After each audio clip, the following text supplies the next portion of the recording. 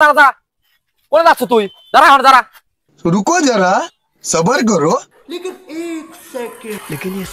কি হয়েছে আব্বা ডাকিয়ে কিসে?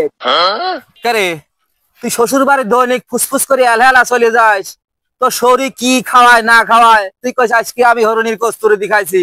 এই কথা আর আমি বিশ্বাস করতেছি না। আমি আজ তোর সাথে লোক পাঠাবো। আচ্ছা কি যা যাবি তুমি পাঠা দাও, তার সাথে নিয়ে যাচ্ছি। দাঁড়া আমি দেই কাক তোর সাথে পাঠা নিয়ে যায়। এ পাতলা শোন তো, অত পাতলা পাতলা আরো কিছু কি হয়েছে কও?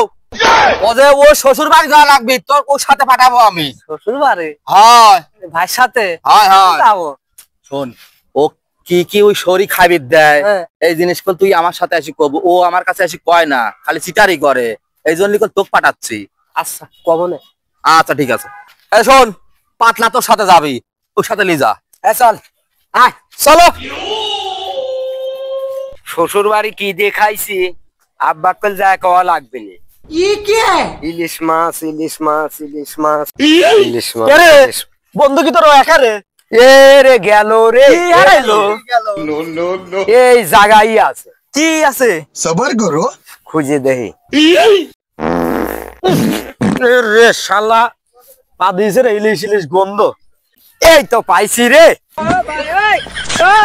হে প্রভু কি পাইছু রে? ভাই শোন শোন শোন শোন শোন, আমি শ্বশুর বাড়ি গেছিলাম তো, পাতলা আব্বা আমার সাথে দিয়ে ফেটাইছে। হ্যাঁ তো কি দিয়ে খাইছি মনে আইসে ওহিদুল ধমক দেছে আর হারা গেছে।